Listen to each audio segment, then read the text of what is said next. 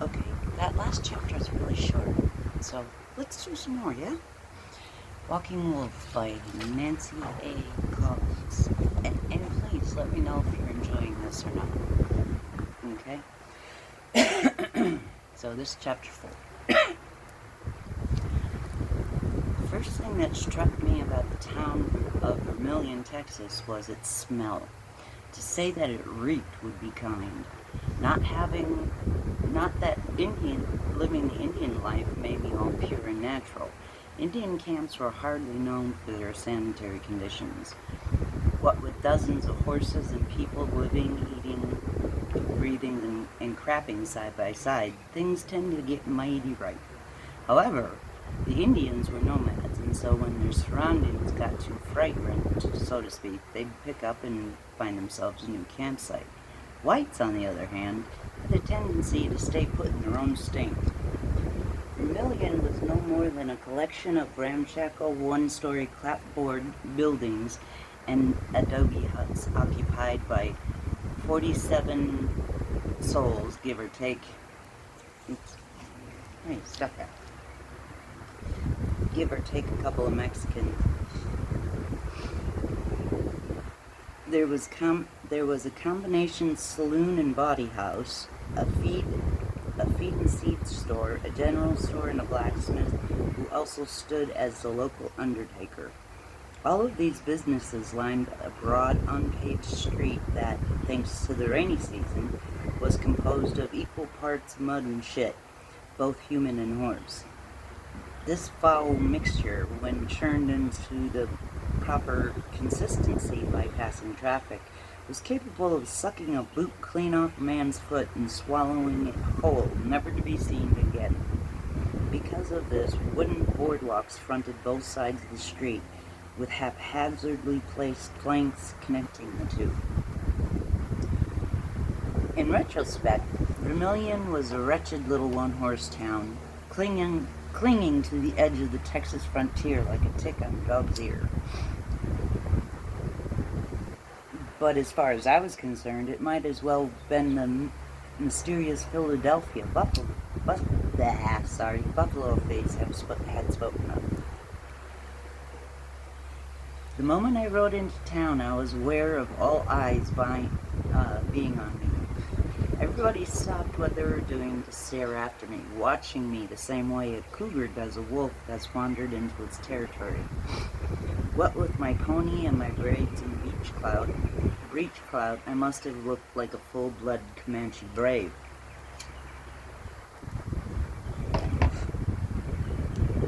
I dismounted in front of the saloon and tied my pony to the hitching post. The moment I turned around, I found myself looking at a big tin star. The star was pinned on the chest of a burly, red-faced man with a drooping yellow mustache and a shock of blonde hair, atop of which rested a derby hat of fashionable make. A Colt 6-shooter jutted from the holster strapped to the big man's hip. "What you think you doing here, Injun?" the big man growled, letting his hand drop onto the butt of his gun. I smiled as Buffalo Face had instructed me, averting my eyes and bobbing my head in ritual subservience. "My name is Billy Skillet. I have come here to be white." The big man's brows knitted together, and his eyes lost their hardness. "Come again?" "I am white like you," I hurried to explain. "I was taken by Comanches when very young, but now I have come to my people to learn how to be white." He pushed back his derby and scratched his head, looking me up and down. "Well, I'll be dipped in shit and shot for stinking. You are white, aren't you? Perhaps I can be of some assistance, Marshal?" My mouth went dry in terror at the sight of a tall, broad-shouldered man striding towards me. In place of eyes, he had two black circles, like the empty eye sockets of a skull. "He has no eyes!" I cried out, pointing at the fearsome apparition bearing down on us. The eyeless man laughed at my show of alarm and lifted the smoked glass spectacles he wore to allow me to glimpse the eyes underneath. "You needn't fear me, my son. I have two eyes, just as God intended." The marshal scowled at the eyeless man. "Oh, it's you, Near." "Reverend Near," the older man corrected, adjusting the lapels of his dusty frock coat. What have you?" grunted the marshal. "What do you want, Reverend?" I couldn't help but to overhear this poor lad's tale of woe, exclaimed Reverend Near, flashing me a sympathetic smile. "Back in Chicago, I read stories of how the heathen Indians kidnap the hapless offspring of Christian settlers and raise them as their own. But I never thought I would be so fortunate as to meet such a specimen. Marshal Harkin, it would be my utmost pleasure, nay, my sacred duty, to take this wretched, confused youth and instruct him in the ways of Christian brotherhood and make him a useful and productive member of society." Harkin shrugged. "If you want to take on the boy, that's your business, Reverend. Just make sure he stays out of trouble, you hear?" The Reverend Near's church was a shack placed on the farthest edge of town. The only thing that separated it from the other one-room shanties was a crude whitewashed cross nailed over the front door like a horseshoe. The church was one large room, divided in half by a couple of blankets suspended from a clothesline.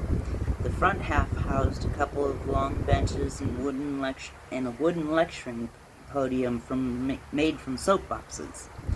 "Welcome home, my son," exclaimed the Reverend Near, flipping back the room divider with an expansive gesture, revealing a pot-belly stove, a table, a chair, a stool, and a narrow cot. Behind the stove, a built-in ladder led to a half-loft. As I stood and looked around, not quite certain what to do or say next, the Reverend pulled a black bag out from under the cot and began rummaging through its contents, still talking the whole time. "What's your name again, boy? I didn't quite hear it the first time." Billy Skillet. An excellent name for such a fine figure of a young man. But first things first. Before I can begin instructing you, we must get rid of those heathen adornments," he said, gesturing to my breechclout and riding chaps. "Proper Christian gentlemen don't parade around dressed like wild Comanche." Reverend Near looked up from his black bag, peering at me over the top of his smoke spectacles like an owl getting ready to snatch a mouse. "Never correct me, boy. The Lord says honor thy father and mother. And as of this moment, you are now my son, at least in the spiritual sense. Is that understood?" "Yes, Reverend." Actually, I didn't understand, but it seemed like the right thing for me to say. After all, I was new to the white man's ways, and I was in no position to judge what was right or wrong. "As long as you remember that, we should have no problems getting along," he said, his voice once again friendly as he pulled a large pair of scissors from the depths of his black bag. "Come here, Billy," he said, gesturing for me to draw closer. I hesitated, my eyes fixed on the gleaming metal shears he held in his hands. "You needn't fear me, boy," he laughed, showing too many teeth for my liking. "I intend you no harm." Still uncertain, I took a timid step forward. The Reverend, scowling impatiently, suddenly got to his feet and grabbed me by one of my braids. I said, "Come here." "Are you deaf, boy?" he thundered. Before I could reply, he neatly severed my right braid, taking it off level with my earlobe. I yelped in alarm, clutching the side of my head as if mortally wounded. "You needn't carry on so," the Reverend clucked, waving the scissors in front of my nose. The way you're behaving, you'd think I was skinning you alive. Now sit down and let me tend to that remaining pigtail of the devil." I shook my head violently, backing towards the blanket that divided the living quarters. "Billy, you're making your father very angry with you," growled the Reverend. He'd removed his spectacles, and I could see that his pupils were dilated as he came closer. I also noticed that he gave off a strange smell, one I would later identify as a patent medicine whose main ingredients were alcohol, bloodroot, and laudanum. As I said before, the Reverend was a big man, and despite my status as a Comanche brave, I was still a youth of 14, and a rather slight one at that. While I had years of bareback riding and strenuous living on my side, the Reverend was a good 6 inch taller and outweighed me by at least 50 pounds. Bellowing like a wounded buffalo, the Reverend grabbed me by my hair, threw me roughly to the ground, planted his booted foot at the back of my neck. Why did I not shapeshift, you asked? While I could have easily killed him in my true skin, that was something I did not want to do. After all, it was my bloodlust that had driven me to seek help from the whites in the first place. So, what good would it do me to make myself a pariah amongst them so soon? So I kept my human shape and took the punishment the Reverend meted out. "Honor thy mother and father," he shrieked as he worked to remove his belt. "I'll have no sassing me in this house, young man. No back talk, no misbehaving. You'll do as I say and you'll like it." I winced as the belt came down across my bared buttocks, the buckle biting into my flesh, but I refused to cry out in pain. It came down again and again and again, until my ass streamed blood, but I still remained silent. His rage apparently spent, the Reverend let the belt drop from his numbed fingers and staggered over to his cot, where he sat for a moment, staring at me without seeing me. "Sin no more," he mumbled, although I was uncertain whether this admonishment was actually directed at me. With that, he promptly closed his eyes and keeled over. He was snoring before his head touched the cot. I slowly got to my feet, grimaced in pain. However, I knew my discomfort would be fleeting. I discovered I possessed miraculous recuperative powers long ago, when me and a fellow brave were trampled by a wounded buffalo during one of the hunts. The brave died within hours of massive internal injuries, drowning in his own blood, while I was up and about the next day. More important than my physical state, however, was the situation I now found myself in. I had suffered a humiliating physical insult that, in Comanche society, would have called for the death of my attacker if I was to reclaim my dignity. On the other hand, the Reverend Near, as far as I could discern, was a holy man of sorts, not unlike Medicine Dog,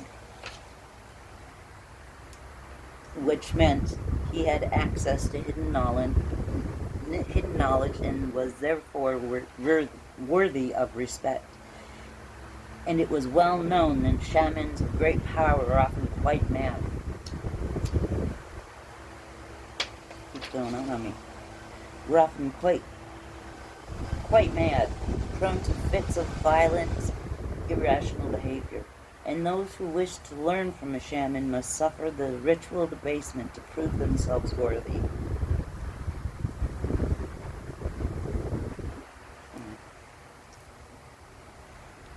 I searched the room until I found the pair of scissors the Reverend Near had abandoned during his frenzy.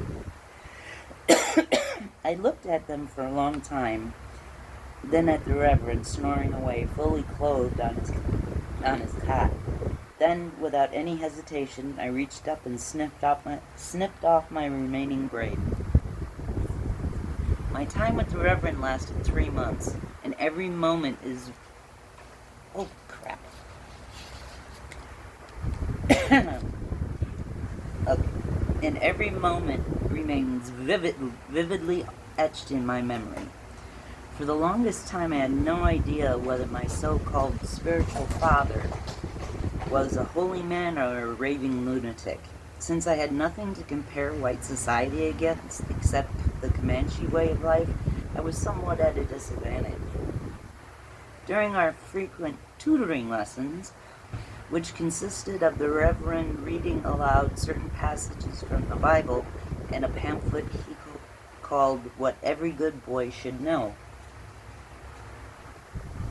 Two things were stressed: that it was a dire and mortal sin to touch oneself below the waist, and it was an even worse sin to have someone else touch you there. The Reverend also advised against strong drink, calling it the devil's blood. However, this prohibition did not extend to his own favorite beverage, a patent medicine called Mugwump Specific, which he guzzled at an alarming rate. I have no idea if anything the potion was supposed to cure, but I soon learned that the Reverend's erratic behavior and violent outbursts were tied to his drinking habit. Whenever the Reverend hit the Mugwump Specific, he would wander from his usual topics and rail against tempting devils that appear as fair women, or the unfairness of life in general. Gradually, I came to know more and more about my new spiritual father. I learned that his first name was Deuteronomy, and that until 6 months previous, he'd been the pastor of a respectable church in one of the wealthier neighborhoods in Chicago. I was never able to discover how he ended up in a reeking shithole like Vermilion, but there was something about a young girl who had come to him to be taught her catechisms. The Reverend claimed that the reason he was in Texas was to help bring the good news of the Lord and Savior Jesus Christ to the heathen Indians, and to provide spiritual guidance for the numerous cowboys and ranchers and settlers working their way west. However, his attitude toward Vermilion was hardly charitable. He had a low opinion of the members of his parish, reviling them as harlots, sinners, and ignorant barbarians. The reason for his acrimony stemmed from the town's steadfast refusal to acknowledge him as a pillar of the community. I eventually came to know Vermilion's true opinion of the Reverend because he got into the habit of sending me on errands those days when he was feeling poorly, which was fairly regular.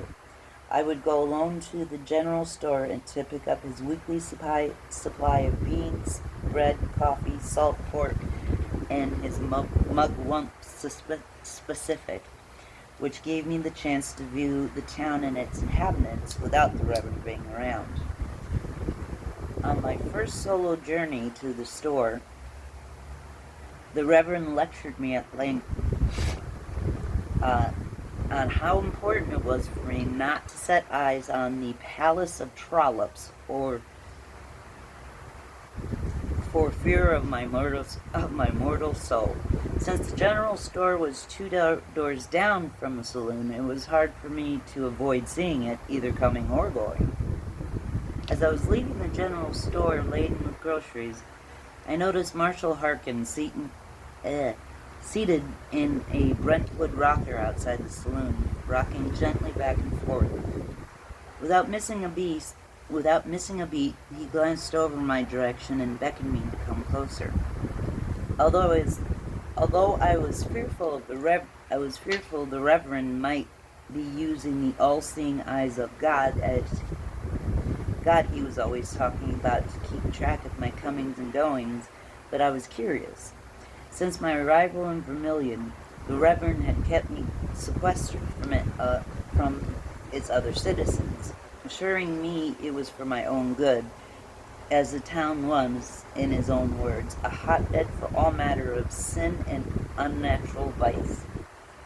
I was to speak to no one, and this included Marshall Harkin, who was not only Vermilion's resident lawman, but also its pimp. "You that white Indian boy that the Reverend took in, ain't ya?" he drawled, pushing back the brim of his derby. "Yes, sir." "He treating you good, boy?" "Yes, sir." You look a right enough young feller to me, Billy. Whenever you get your fill of hearing about Jesus, you come see me. I'm looking for a boy to sweep up and empty spittoons and slop jars. I'll pay you $1 a week, good hard cash. You think about that, here?" He leaned forward and tucked a piece of candy into my pocket, winking broadly. That was my first genuine introduction to Marshall Harkin, better known as Gent on account of his passion for fancy Eastern headgear. During my brief time in Vermilion, I would come to know him better than I would the Reverend. Gent was an open, straightforward cuss. He owned the Spread Eagle Saloon, where 5 rather tired-looking dance hall girls worked the clientele, taking them upstairs for $2 sets of the boots-on variety. He was fairly easygoing when it came to the cowboys who rode into town to let off steam during the roundup season. After all, they were his bread and butter. Gent was willing to overlook drunken cowpokes hurrahing town, riding up and down the streets, firing 6-shooters aimlessly into the air and the occasional window. But he was merciless when it came to saloon brawls, and more than one hapless cowboy found himself colder than clay after shorting one of Gent's girls. On the whole, Gent saw the Reverend as a nuisance more than an upstanding member of the community. As far as he was concerned, the only reason anyone came to Texas was to get away from their past. The West was a place where a man could go to reinvent himself from the ground up without having to worry about phantoms from the old days coming back to haunt him. And it was clear to anyone with one eye that the Reverend was hiding out from a big damn spook. But the real reason Gent distrusted the Reverend was because he occasionally made forays into the Spread Eagle, attempting to sway the working girls from their lives of debauchery and sin. He had yet to win any converts, but Gent still took a dim view of anyone trying to stir up trouble in the hen house. He knew Vermilion was still too young and poor to succumb to respectability, but he realized that it was only a matter of time before its citizens went from being rough-riding pioneers to civilized townspeople. And he sure as hell didn't like the idea of Reverend Near getting a jump on making Vermilion a decent place to raise your kids up.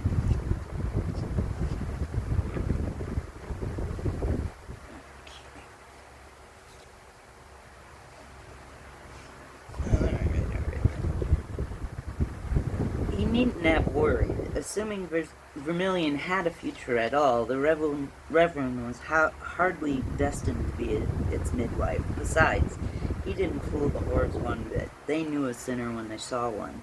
But not even they realized how bad off the Reverend really was.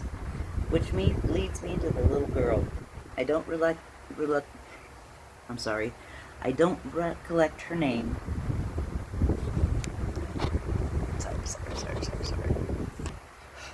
Okay. I don't recall her name.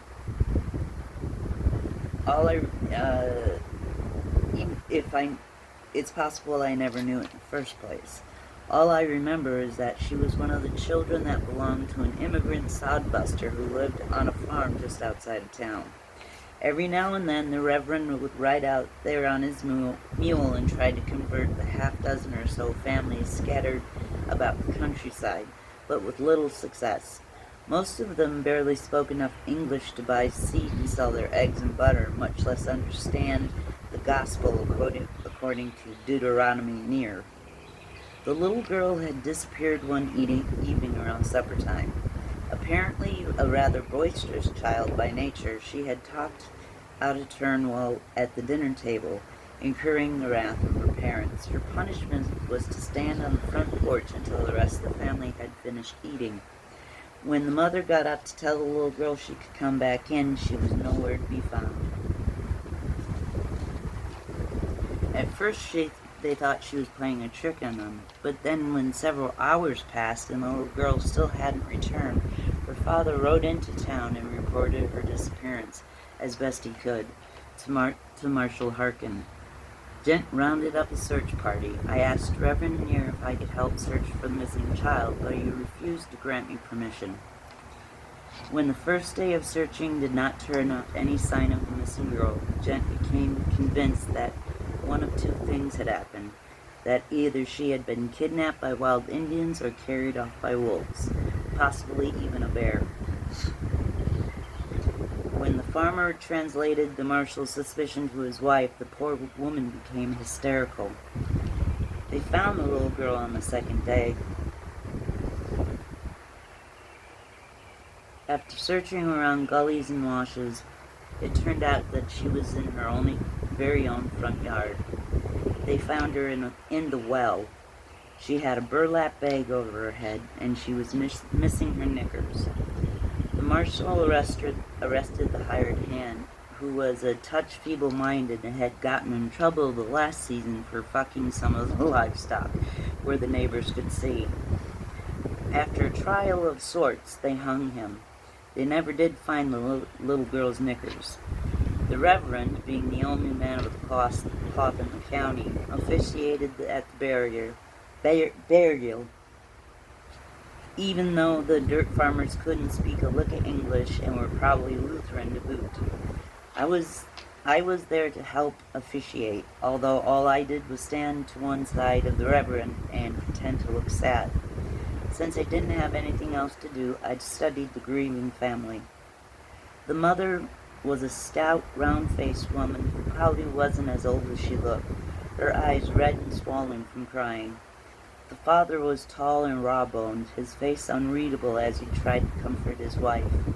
His eyes remained fixed on his daughter's coffin, suspended over the open grave by a couple of planks. There were 5 other children, some older and some younger than the dead girl. 1 or 2 of them cried, but the others just simply looked uncomfortable in their Sunday best, squirming and pulling at their starched collars. After rambling on about innocent sinners, lambs, Jesus, and a better world beyond, the Reverend at last shut up. The grave diggers removed the planks, lowered the small coffin into the ground with looped ropes. A week later, I found the little girl's missing knickers, wadded up and stuffed behind one of the loft rafters.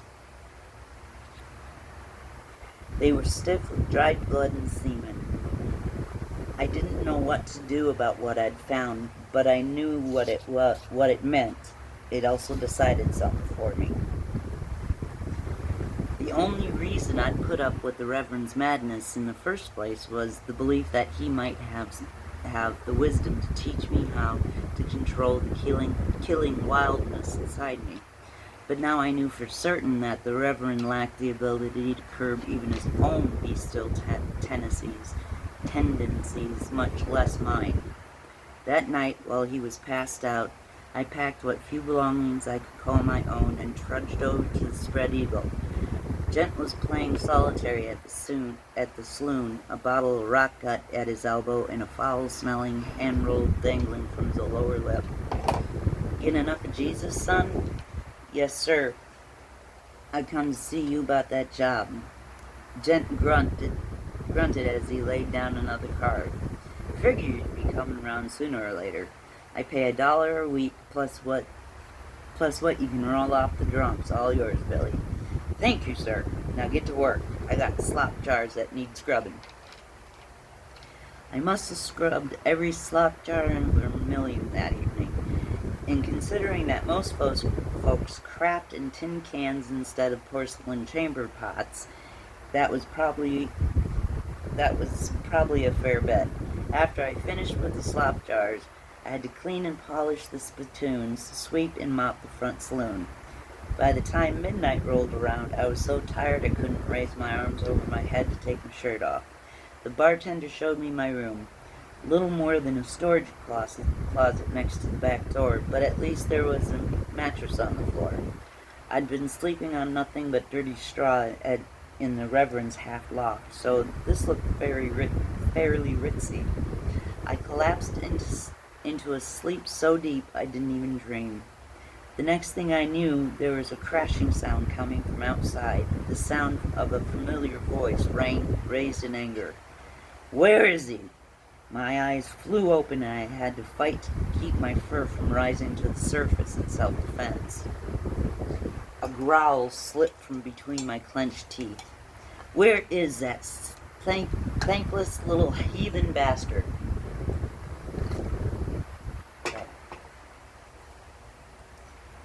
Hey, what the hell do you think you're doing? Yelled the bartender. Somebody go fetch Gent. The Reverend's gone loco.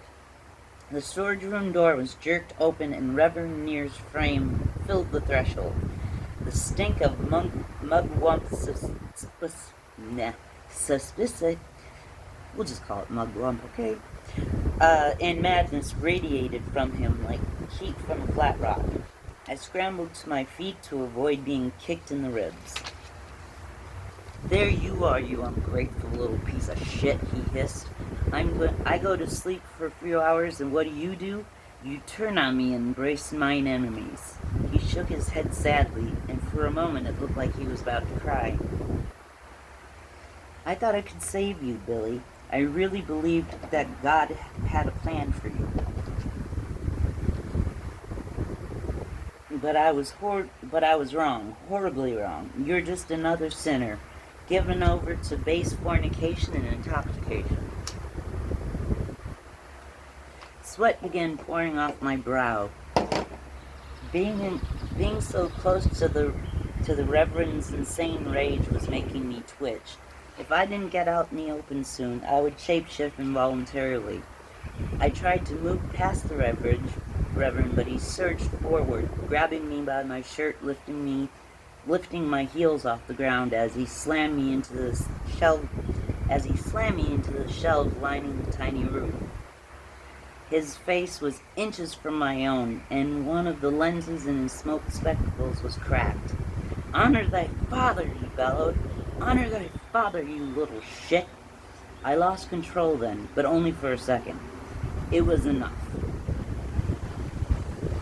For the first time in months, I let my bone and skin shift and twist and let the fur bristle and fangs sprout. And the Reverend Near suddenly found himself nose to muzzle with a snarling wolf. He screamed in terror and let me drop. My butt coming into rough contact with the floor was shock enough to bring me back to my senses. I quickly reverted to my human self. The Reverend staggered backwards, clutching his heart, his skin suddenly the color of tallow. "Demon," he gasped. "Foul demon of hell. What in tarnation is going on here? Jesus on the cross, Reverend. Didn't I tell you to keep out of my saloon?" It was Gent, looking bloodshot and none too happy to be roused from bed at such an ungodly hour as 7 in the morning. Before the Reverend could respond, Gent clamped a big calloused hand on his collar and literally yanked him free from the storage room. The bartender and a couple of the girls peeped in to see if I was alive, and then hurried after Gent, who was frog-marching the Reverend towards the front door. "You're harboring a fiend from the very pit itself," the Reverend warned, waving an arm in my direction. "A murdering beast that serves Satan as its master most high." "What the hell are you going on about now?" The boy is the minion of the devil. I have seen him turn into a wild beast before my very eyes." "Go sleep it off, Reverend," Gent growled, delivering a swift kick to the raving minister's pants that propelled him through the swinging doors. Reverend Near fell into the thick muck that comprised Vermilion's main street, floundered and flailing like a drowning man. A couple of the whores had come out to see what the to-do was, and were having themselves a good laugh at the Reverend's expense. "Trollops, harlots, you shall not escape Lord's judgment," he sputtered, wiping the mire from his smoked glasses with as much dignity as he could bring to bear. Even though I knew the man to be a killer and a lunatic, I couldn't help but to feel sorry for him. "Come along, boy," Gent grumbled, leading me back into the dim interior of the spread eagle. "It's over." I cast one last glance over my shoulder at the Reverend, struggling to extradite from himself from the mud and follow him inside. Later that same day, Gent arrested me for the murder of the little immigrant girl. I was sweeping up the front saloon when he walked up and, without any warning, pulled out his six-shooter and pressed its barrel right between my eyes. Hate to do this to you, son, but you're under arrest. Turns out the Reverend went home, got himself cleaned off, and returned with a pair of knickers I'd found up in the lofts. They had disappeared soon after I discovered them, so I assumed the Reverend had burned them in the potbelly stove. Turns out he just moved them to a better hiding place. The Reverend turned over the missing knickers to the marshal, complete with a story about how he'd found them in my belongings the day after the little girl's funeral. Obviously, I had been tainted by years amongst the Comanche. I was no more than a murdering savage, inflamed by the sight of a white woman's flesh to the most horrific acts of rape. Gent hadn't been too thrilled on this key bit of evidence suddenly making an appearance. After all, he'd already hung a man for the crime. But the Reverend wasn't about to let this go. So off to the pokey I went, manacled hand and foot. Vermilion's jail was an airless adobe hut divided into two rooms. The front room, theoretically, was Gent's office, although he preferred lounging outside the spread eagle to spending time in this sweatbox. The second room was a tiny closet of a cell, with a wooden plank set on sawhorses for a bed and a rusty coffee can for a slop jar. The one door was made out of iron, with a trap at the bottom for meals to be pushed through, and there was a single narrow window set with bars. It stank of tobacco juice, vomit, and old shit, since Gent rarely had an occasion to use it for anything but a drunk tank, keeping the rowdy cowboys in check until the trail bosses came around to get them off. Sorry, hearing things.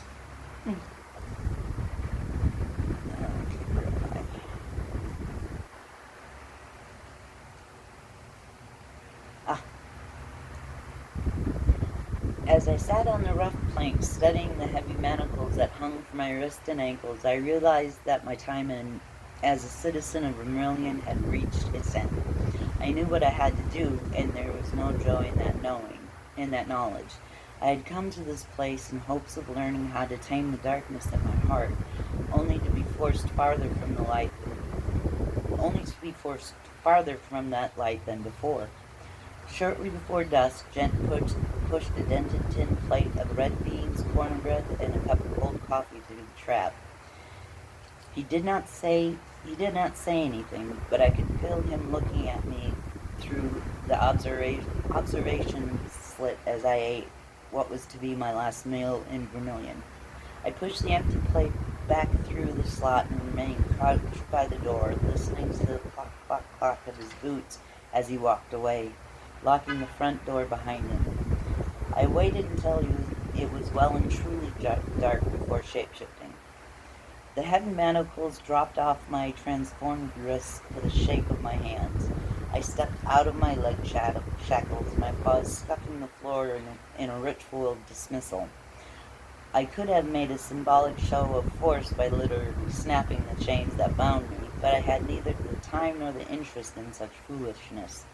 Although my kind are stronger than a dozen men, our natural state is deceptively slight, with long, narrow hands and crooked legs that would make us seem ill-equipped for running at high speeds and bringing down prey with nothing but our claws and fangs. One should never rely on appearances. Once transformed, it was relatively simple for me to yank the bars out of the window and squeeze myself through to freedom, leaving behind only empty manacles and my discarded clothes. The night was dark and windy, with lightning dancing on the far horizon. My pelt prickled and my nostrils twitched as I caught the scent of distant rain. I slid through the shadows towards the edge of the town, careful not to be seen during this brief during the brief shudders of light. I needn't have worried. Most citizens were already sound asleep, and the few that were still awake were busy hoarding, gambling, and drinking themselves insensate at the Spread Eagle. The front door was unlocked, as usual, and the Reverend was passed out face down at a kitchen table, an empty bottle of mugwump at his elbow. Next to the bottle of patent medicine was an open Bible and a pair of drawers. Judging from the color of the stains, this pair was considerably older than the ones he'd taken off the little immigrant girl. The Reverend made a slurring, grunting noise when I tickled his left ear with the point of my claws, then screamed like a woman when I tore it from his head. He sat up with a violent spasm, then nearly sent his chair toppling backwards. Without his left ear to support them, his smoked spectacles dropped away, revealing eyes bulging in their sockets like hard-boiled eggs. He grabbed the Bible with a trembling, bloodied hand and held it as if he meant to swat me across the muzzle with it. "Child of evil, I command thee, get back, Satan!" I snarled and knocked the book from his hand, grabbing him by the throat as I pulled him out of his chair. As I slowly crushed his windpipe, the Reverend opened his mouth wide, gasping for air. He issued a muffling shout, his body bowing upwards, as I shoved the pair of knickers down his throat.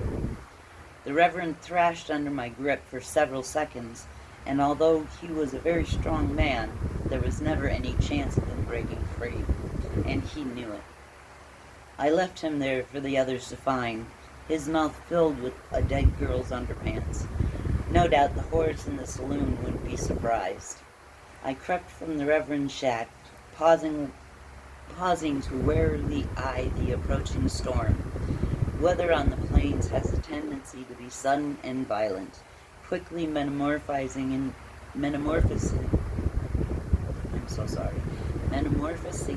into the fierce wind devils Mexicans called tornadoes. And something told me that was exactly what was brewing out on the prairie. I stood there for a second, studying the soured cluster of buildings that comprised Vermilion.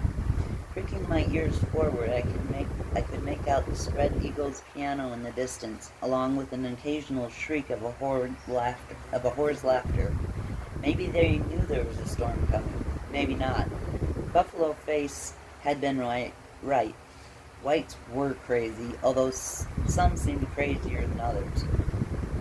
Whatever knowledge I needed to understand and contain